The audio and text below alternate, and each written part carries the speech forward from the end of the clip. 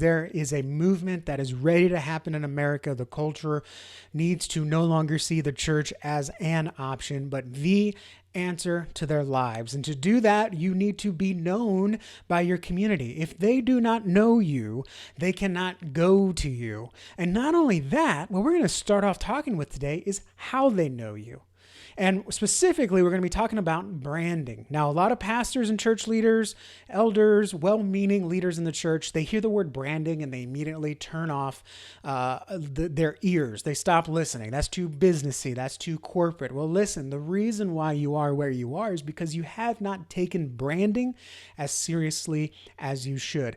Look, branding is kind of like what youth ministry was 3 or 4 decades ago. Before that, there was no youth ministry. Everyone was just in church. And whether you look back at that or not is a good thing. That's your liberty. All right. But in the same way, the churches looked at the youth of decades ago and said, we're not quite reaching them in the way they need to be reached. Branding is going to give you an opportunity to be known and to reach people you would not normally be able to reach because they're going to know who you are before they actually visit your church. Okay, so branding is not just important to business, but it is knowing who you are and communicating who you are in the right way. Okay, it's the right message to the right people in the right way so they take the right action. You don't understand your role in branding, or you don't understand branding's role in your church because you just had a misrepresentation, miscommunication, or misunderstanding as to what branding is. Look, pretty simply, branding, imagine it like your reputation, okay? Look, would you rather have your church building burned down or your reputation burned down? I think all of us would rather the building burn down. You can rebuild a building. God gave you a building, he can give us another one. But you burn that reputation. You get known in the community for something you did, something you didn't overcome, something you never did, or even something the pastor did. You can't rebuild that as easy. And in fact, churches come to me asking for a rebrand, okay? Because they have to distance themselves from that. And that's essentially what branding is. It's like a mark on a cow, right? You see a mark on a cow and you know, that's my uncle's cow. Or that's not my uncle's, that must be his neighbor's cow. I can see it and I can recognize it within an instant whose cow it is, to whom it belongs. And in the same way that Christians, I mean, really honestly, we should be branded with the identity of Christ. Your church should be branded with not only your identity in Christ, not only your position in the community, why you exist, which by the way is like your mission statement, but that's not your brand. Okay. But what people need to know about you, what they need to feel about you, what they need to think about you. And the best way to get a well-known reputation, a well-known brand in your community is consistency. Okay. Not having a consistent brand, identity, strategy, or diluting your brand message with too many things that are unrelated or overwhelming or mass information is going to be confusing and it's going to water down your brand. Okay.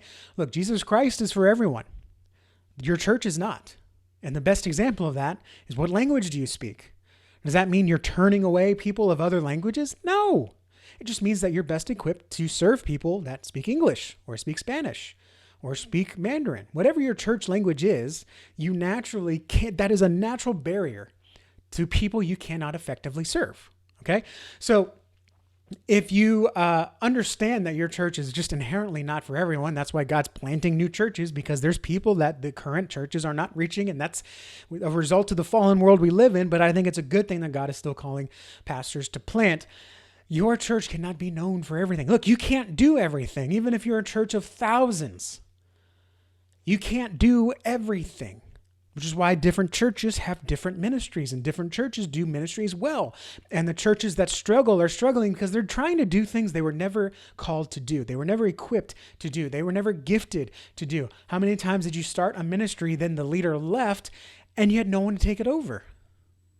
And then you find out, well, it was really struggling and hobbling along because that leader wasn't resourced from your church body, not because you're doing something wrong, but because you just weren't equipped or gifted to do it. If I prophesy, don't believe it because that's not my gift. Okay? If my friend comes up to me and tries to give me some encouragement, I'm going to be like, thanks, dude, but I'm not going to take that to heart because I know that's not your gift.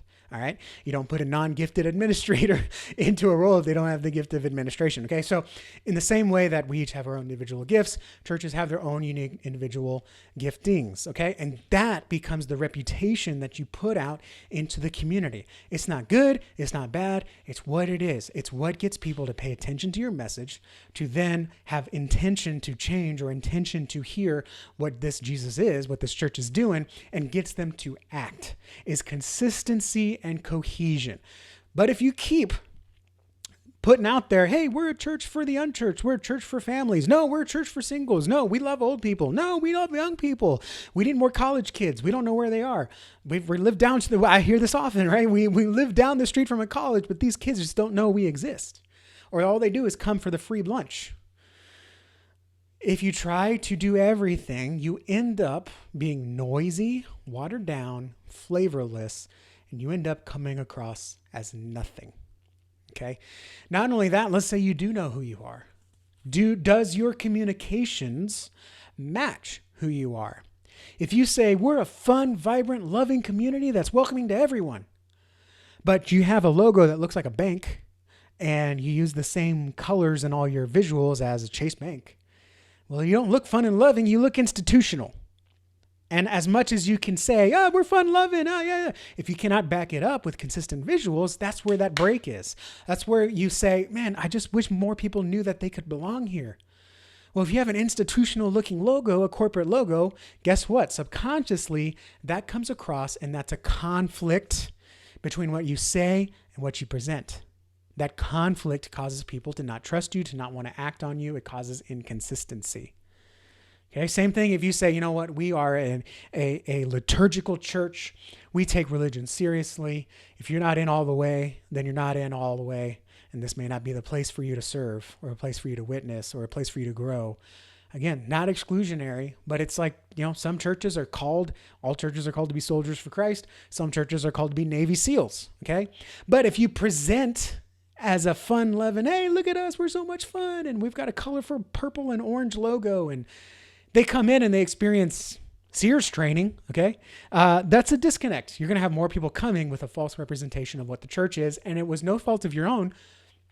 You just didn't know how to get your brand to match who you are, okay? So the importance of branding, and when I say branding, a lot of pastors and church leaders think it's just a logo. It's not just a logo. It is the overall visualization and communication of your reputation. Let me say that again. Branding is the overall communication and visualization of your reputation. Somebody clip that. All right. A lot of pastors think that the logo is your brand. The logo is not your brand. That's like saying your foyer is your church. Okay. It's the first impression. A lot of what you do is built around your structure of your building, right? And we're going to come in here because this is where the foyer is. This is where you enter through the sanctuary. You're going to exit the other side so you don't get in conflict with the other service that's coming in from the foyer, right? It may be an important piece of how you structure your Sunday morning, but it's not your Sunday morning. It's just a piece. And the same thing is true with your logo. All right. Your logo is a part of your brand. It is not your brand. And doing branding does not mean you're just getting a new logo. That's like saying, I'm going to be a good Christian, and you buy a new Bible and you don't do anything else. Right. There is more that's a part of that discipline of branding. So 2 things that branding is. Number 1, it's your message. It's the words you use. Okay. If you say belong, and I just realized my camera is really tall today. I don't want to touch it because it's been very finicky. I'll just be a short king today. I'm gonna stand on my heels. Okay, cut that. So it's what you say. Okay, so if you go out on a date and you tell you're interested, right? You're the person you're interested in. You tell them, oh yeah, I'm a star athlete. Oh, cool. Yeah, absolutely. I make straight A's too. Oh, okay. Yeah, I even tutor at the college. That's how smart I am. Oh, all right. And also I lead the robotics team. We placed first in the nation. It was pretty cool. Like on paper, that sounds like some cool person you want to go out with, but also, do you really believe that person? Like there can be smart athletes, but they do everything else right. Oh, I invented Pythagorean's theorem, but for squares. Like, What? This person is just full of themselves. I think we've all met someone like that, hopefully not on a date, but we know that whatever this person says, take it with a grain of salt. They can get carried away. And in the same way that that person can get carried away and you don't really believe everything they say, you take it at not even face value. If you are not careful with your brand messaging, you will come across like that in your community. You will be known as a church that's just, oh, they're doing so much. There's no way I can plug in there. It's kind of like, by the way, if this is your church, look, I don't care for it. Maybe it works for you in your community. I don't make any judgments. All right. But if you're a church of 50 and on your website, I see 12 ministries and 12 committees to be a part of and serve on, but I know you only got 50 people. That's a church that's going to turn me away because either I'm going to go expecting a large church because we got 12 ministries, 12 committees, 12 heads of committees, and there's only 50 people there. Like, what? Or I know that church is overworked. I know that they're probably miserable because they're doing so much legalistic work instead of spiritual and outreach work because they're so concerned about their committees that's what they put on their website. I'm not going to go anyways. Okay. That's how you're coming across when you have that messaging. The messaging of we're so important. We have a committee for everything, even though we're tiny. Right. It's kind of like I was at a conference and it was a business conference, and the gentleman speaking, who has bought and sold businesses, billionaire, all that stuff, he said, unless your